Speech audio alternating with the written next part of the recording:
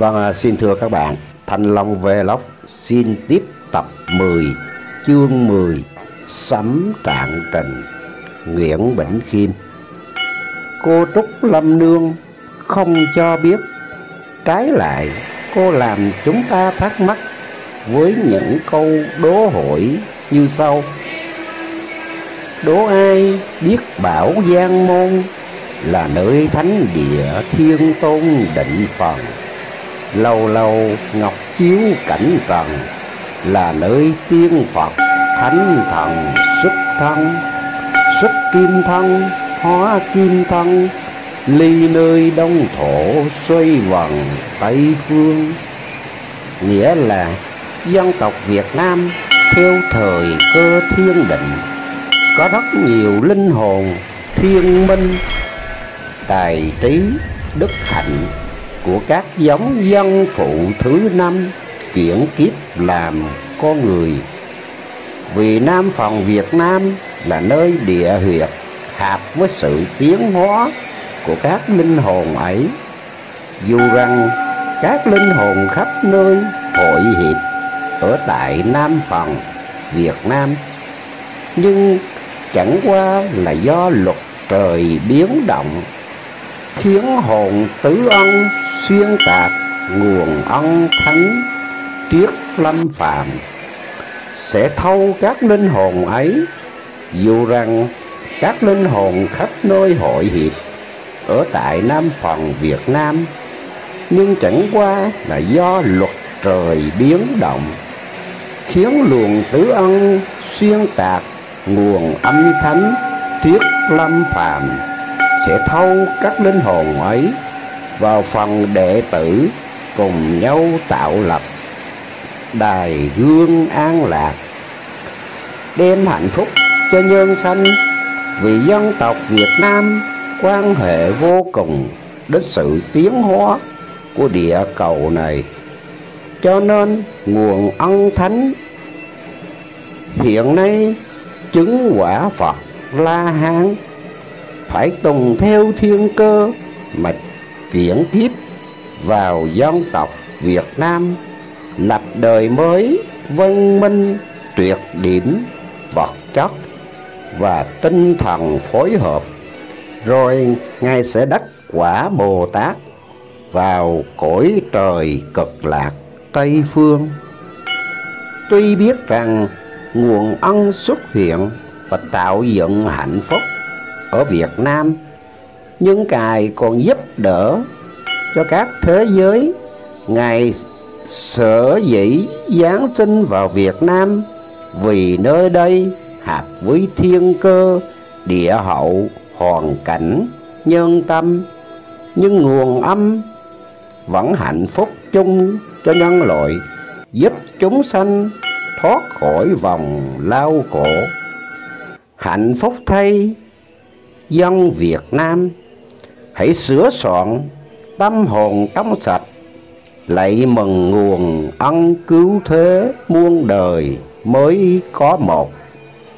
Đó là nguyên lý để tìm hiểu tại đâu nước Việt Nam sẽ là cõi đất trung ương trong thời kỳ thượng ngương, và dân tộc Việt Nam được hữu phước dẫn đạo sau này như Sấm đã từng cho biết.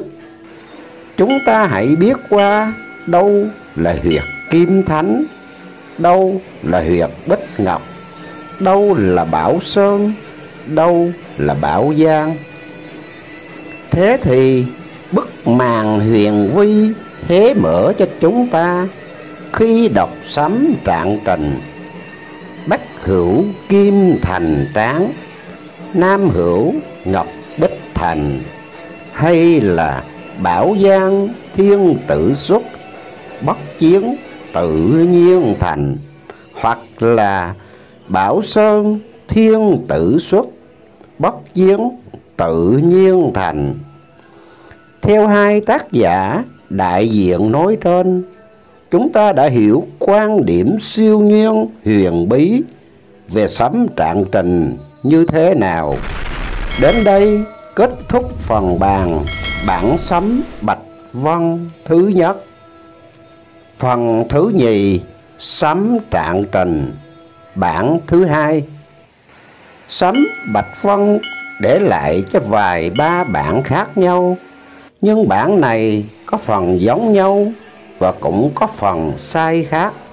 Vậy thay vì chép lại trọn bản thứ hai, ở đây để giảm hóa mọi việc, chúng tôi chỉ trích những đoạn có hai tính cách. Một là hoàn toàn mới lạ đối với bản cũ, hai là xét là trung nghi vấn, có thể nói đến việc hiện tại và tương lai của Việt Nam và thế giới. Phần còn lại, những gì có nội dung tương tự bản thứ nhất và chỉ nói đến việc quá khứ, chúng tôi xin mạng phép bỏ bớt vì lẽ tiện nghi và không hợp với thời gian. Và có thơ rằng: dần mão chư niên giai vị cập, lai mộ lục thất xuất thành nhân, cơ đồ ngũ bách niên thiên hạ, quốc tổ duyên tướng vạn ức xuân.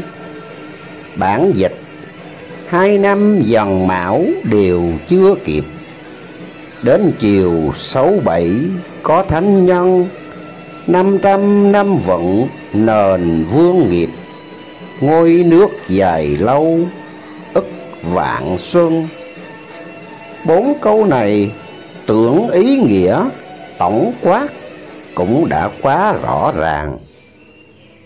Tuy nhiên 2 câu đầu dần mão chư niên giai vị cập, lai mộ lục thất xuất thành nhân, muốn cho rõ ràng hơn và cũng chính xác ý sấm của cụ Trạng, thì 2 câu này có nghĩa là tính theo chiều lục thất, tức là kể năm 1966, 1967 trở lại thì năm Dần Mão đúng vào năm 1962 và 1963.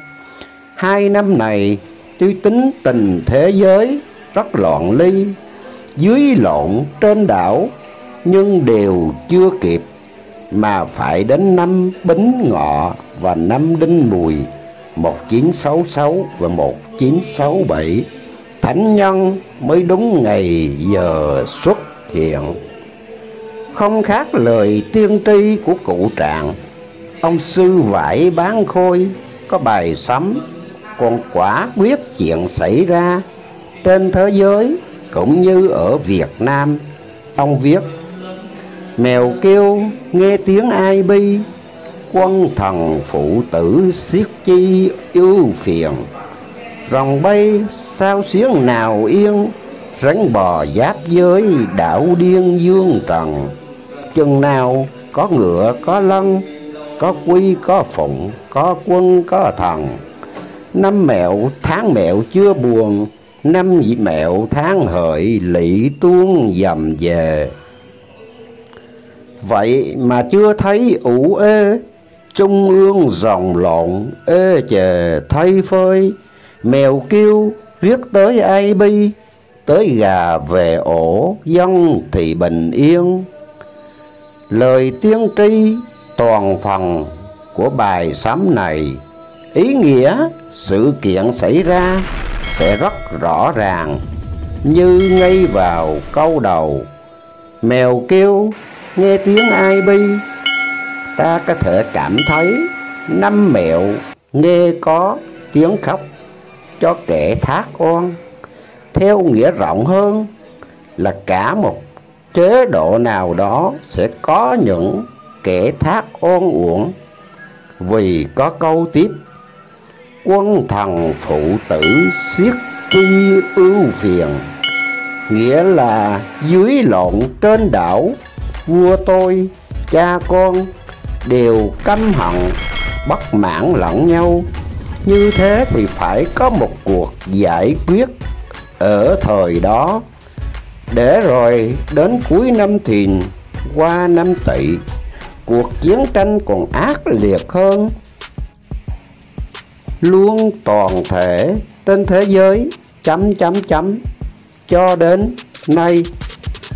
Chừng nào có ngựa có lân, có quy có phụng, có quân có thần, nghĩa là tiên tri cho ta biết chỉ chừng nào có một chế độ đạo đức, loài người mới hưởng được hạnh phúc trường tồn, an cư lạc nghiệp mà thôi. Vâng, thưa các bạn, Thanh Long Vlog xin kết thúc tập 10 chương 10 và kế tiếp Thanh Long sẽ tiếp tập 11 chương 11. Mong tất cả các bạn đăng ký ủng hộ và xem quảng cáo để Thanh Long Vlog có động lực làm những video còn lại. Xin chúc tất cả các bạn sức khỏe, hạnh phúc và gặp nhiều may mắn trong cuộc sống. Thanh Long Vlog xin thân chào và xin cảm ơn các bạn.